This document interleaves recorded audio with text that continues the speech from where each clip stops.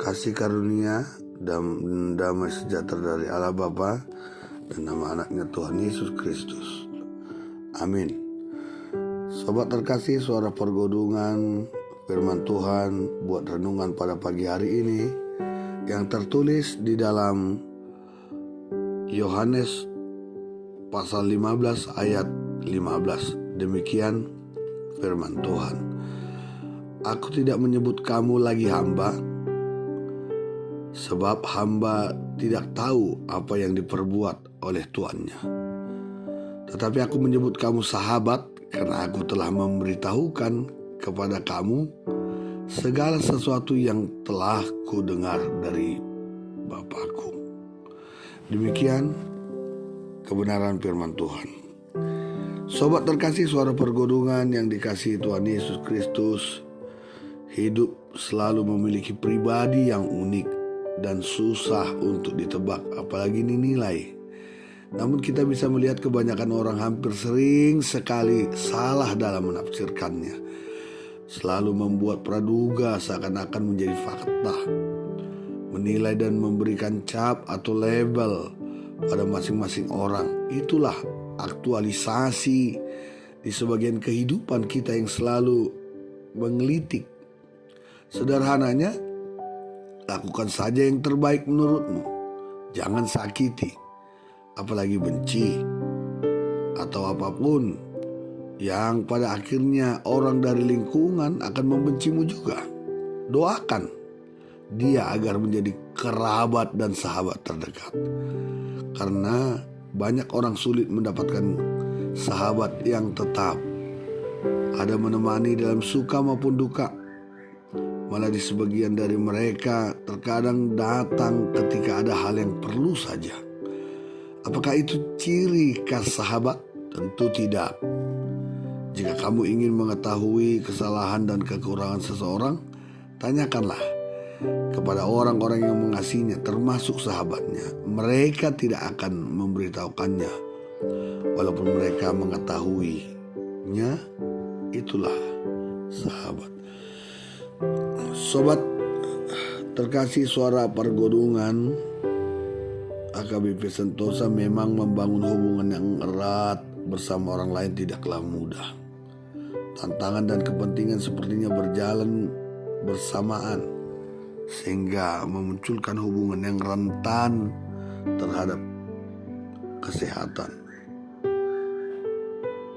Kita mau melihat dalam firman Tuhan ini bahwa persahabatan yang kuat dan tulus dengan seseorang akan menghasilkan getaran ritme emosi yang positif, inner beauty.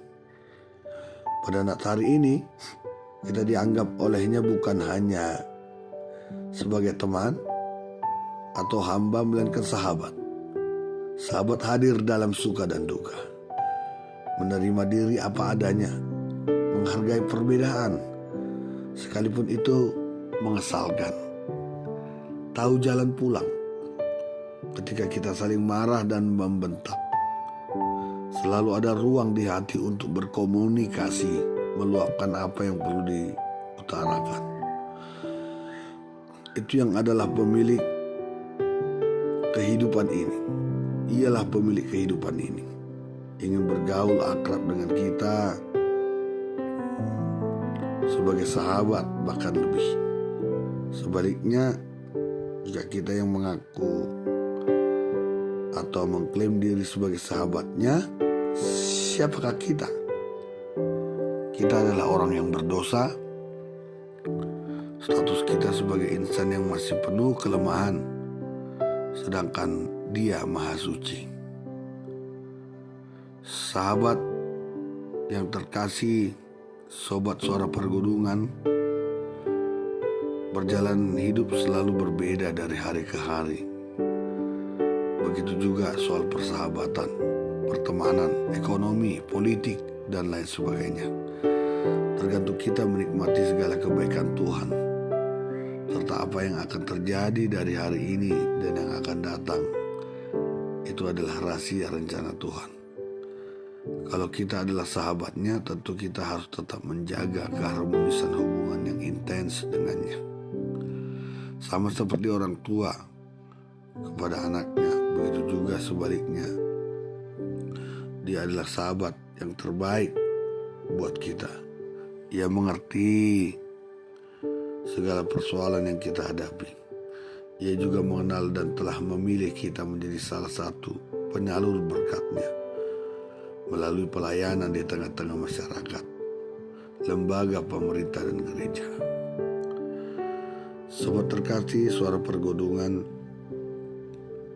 seyogianya menjadi seorang sahabat tidak terlalu banyak menuntut apalagi mengeluh.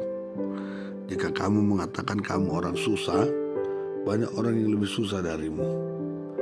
Jika kamu mengatakan kamu orang kaya, banyak orang yang lebih kaya darimu. Di atas langit masih ada langit. Suami, istri, anak, jabatan, harta adalah titipan sementara. Itulah indahnya kehidupan, disusun sedemikian rupa menjadi tatanan yang seharusnya memiliki nilai empati, simpati sebagai bentuk persahabatan dan kekerabatan di dalam keluarga, luar dan di gerejanya. Nikmatilah hidup selama kita masih memilikinya dan terus belajar untuk bersyukur dengan keadaan kita sekarang, karena kita tidak akan tahu kapan sang pemilik raga akan datang dan mengatakan pada kita, ini saatnya pulang, memaksa kita meninggalkan apapun yang kita cintai dan kita banggakan, serta sombongkan diri. Selama perjalanan belum berakhir, melangkahlah di titik, berhenti di koma. Tak ada jawaban dari tanda tanya, berteriak dengan tanda seru. Untuk itu, sobat terkasih suara pergodongan, jalani, nikmati, dan bersyukur sampai Tuhan berkata sudah selesai. Waktunya kamu pulang, sahabatku, diam bersamaku di rumah Bapakku. Kiranya Tuhan memberkati saudara-saudariku dalam keseharian, dalam aktivitasnya. Andalkan Tuhan dalam hidupmu. Amin.